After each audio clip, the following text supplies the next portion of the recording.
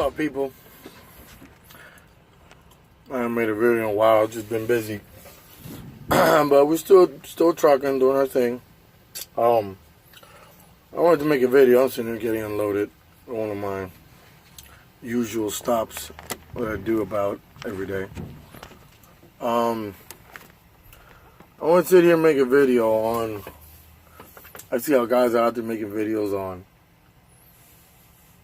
what kind of work you should do, how you're going to make the money, and all that stuff. And I don't really tell people, my 2 cents out of this deal is you do whatever you want. Some people can make really good money local.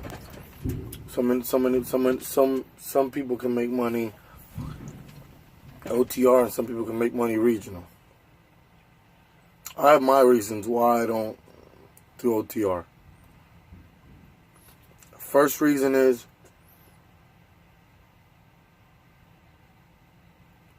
I grew up in trucks my whole life.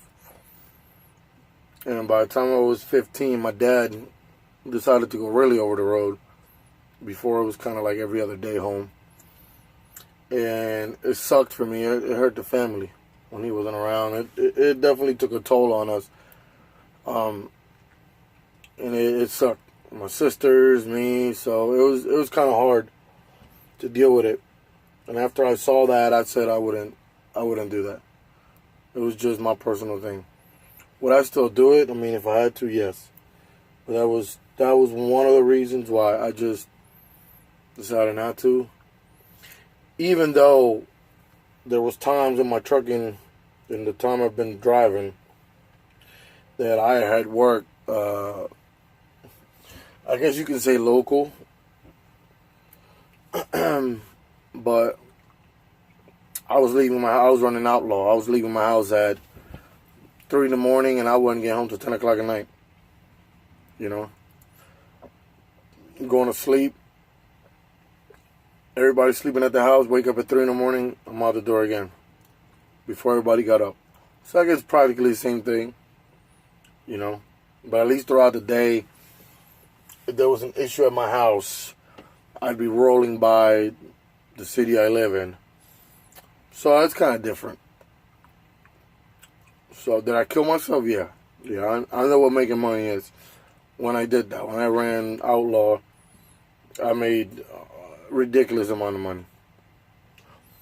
I ran rail boxes, running crazy hours like that 6 days a week, running 4 in the morning to like 10 o'clock at night.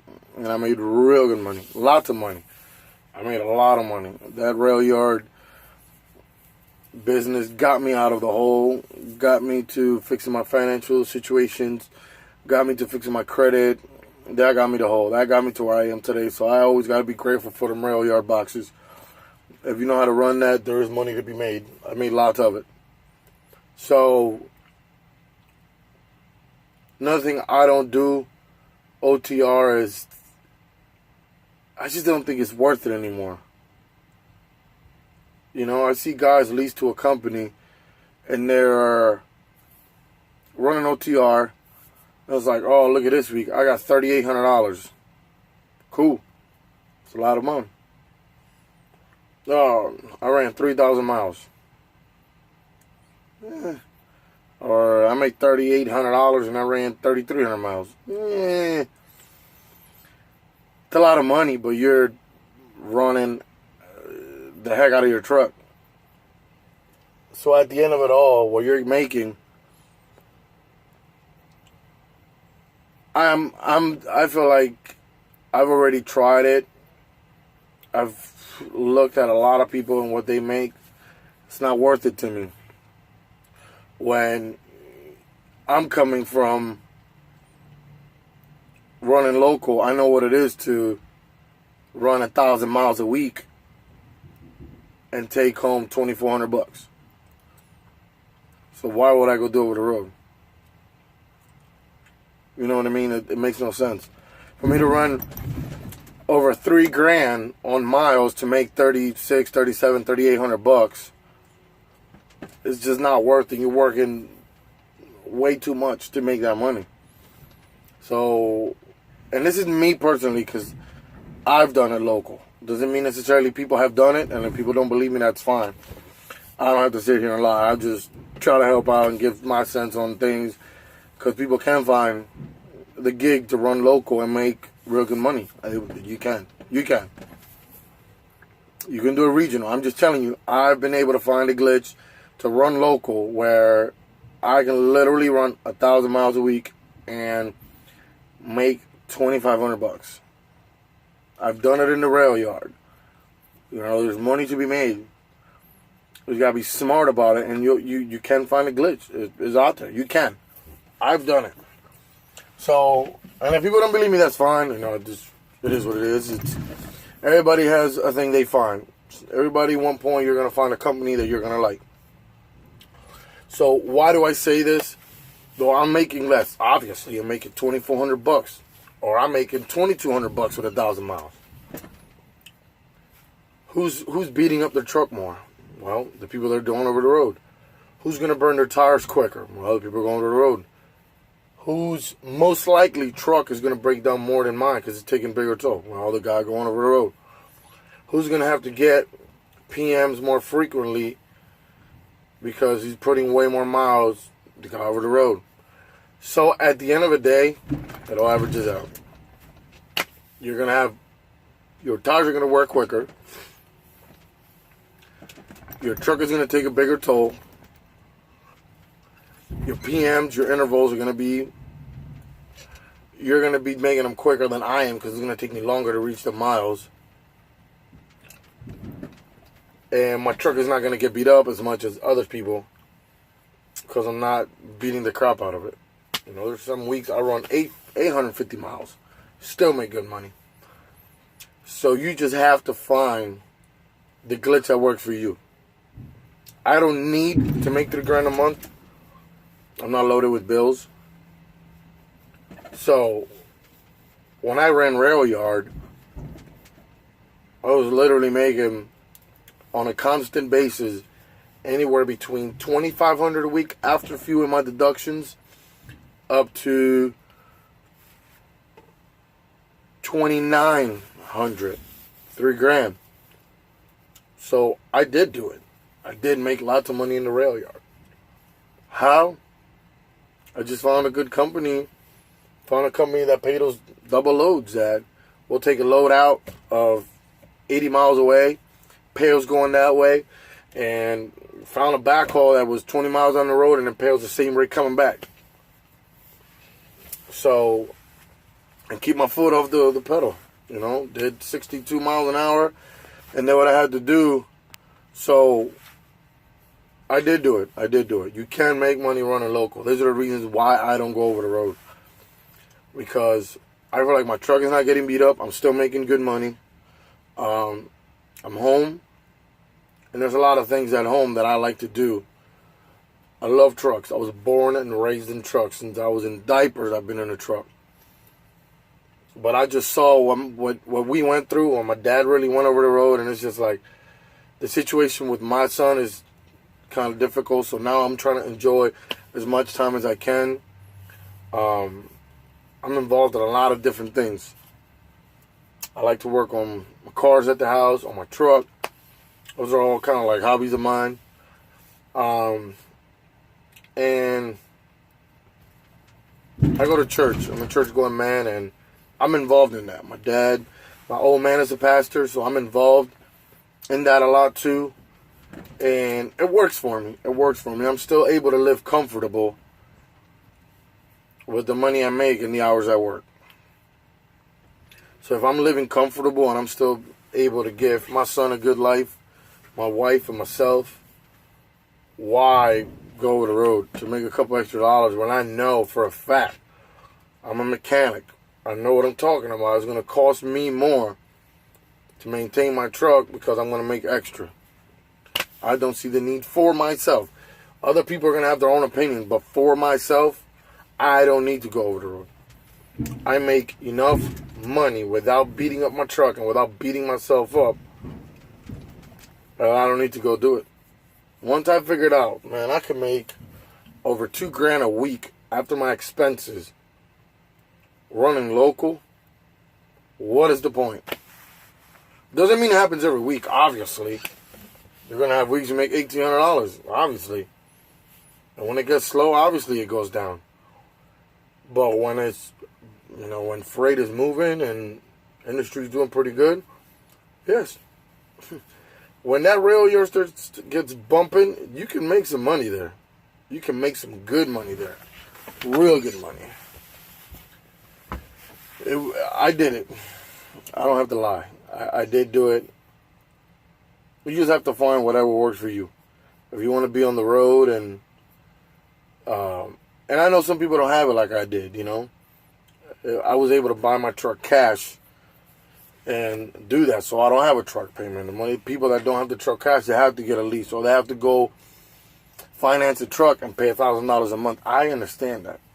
I didn't have to do that. I just bought a used truck, cash, and kind of just fixed it up here and there till I got it to running 100% because I saved the money on labor. And that's another thing, me getting home every day, if I figure something out on the road that's broke down or something, I can make it home and fix it myself. If I'm 1,000 miles away from the house and something happens, I ain't going to be able to do anything unless I have a lot of tools. But there's going to be a lot of times where I'm going to have to use somebody on the road to fix my truck that is going to cost me more money than what I'm used to paying. I have a local guy here which charges me cheap. When I can't do it, other than that, I'm doing it. So for me on the long run, it's going to cost me more to go over the road because I'm not going to be able to fix it myself. So it was going to cost me more anyway because of that, because I fixed most of everything in my truck myself. Me being away from the house, I'm not going to be able to do that most of the time because I'm going to have to get somebody to do it. You know what I mean? So then, for myself, it's going to cost me more. And I don't feel like I'm going to make enough more to cover that expense. It's not worth it to me to put myself through that, put my family through that, put my truck through that, just to make that extra couple. Since me getting home every day, I can fix the truck if something happens. Or if I'm running through the city where I live, or I'm only 80 miles from the house, I can call my wife, bring me this, I need to work on it. It's a different story. That's where I have an issue because I work on my truck a lot. And like I said, it works for me because of that too, because I work on my truck a lot. I do everything myself, most of it anyway. So I would feel like I would spend more by doing it. But it doesn't necessarily mean that it has to work for everybody. There's people that didn't find the glitch local and they found it over the road. It's just whatever you want. Nobody can sit here and tell you what's the best thing you can do. Nope. And if anybody tells you where's the best money, over the road, regional, or local, they're lying. Don't listen. You can find a glitch wherever you find it. I found a local. People can find it in wherever. The people that found it in regional. So it's up to whatever you want. As long as you find a good company that has good rates, that's all you can do. Or get your own authority and do it on your own. But if you find a company that you want to lease to, there are companies that are going to run you local. You're going to get home every day. And you can make decent money. They are out there. Smaller companies, you need a lot of experience maybe, and they won't provide you with anything, not even with a plate, insurance, or anything. Well, those are things you got to put up with. My company, they don't offer nothing. I had to get my own insurance. I had to get my own license plate. Those are things that I just have to get on my own. But I'm willing to do it just so I can make the extra money. I don't need nobody to get me no plates and none of that stuff. I just don't need it. I do everything on my own. I like to do everything on my own. I don't like to be tied down to a company. It's bad enough I already have a lease with them. I don't want to be tied down that if I want to quit or something, you have my plates or something. No, I don't have nothing from you. I'm gone. But it's all too cool, whatever you find. Years will come and you're going to find it. I've been now driving 9 years. Like 9 years now. So it took me a long time, 7, 8 years before I found something where I was comfortable in it. And the rail yard was comfortable. It was good. It just got to the point where rail yard is kind of rough work. I will tell you, it's rough. It's rough work. And it's hard on your truck. So what I'm doing now, I hold drive van. I was able to find a good gig here. And if this ever falls through, You know, hey, I'll find something else. I'm always on the lookout. But I'm happy where I am. I'm happy where I am. I make good money. And, you know, people want to sit there and tell you, oh, what's good money weekly for an owner-operator? Nobody can tell you that. Some people are going to tell you, oh, $3,000 a week is good money for an owner-operator. Not necessarily. Because if you're running 800 miles a week and you're making $2,200 after your expenses, well, that's a great gig. That's a great gig. Or people can say, oh, you're only making $1,900 a week after expenses. Yeah, that week I rate 800 miles.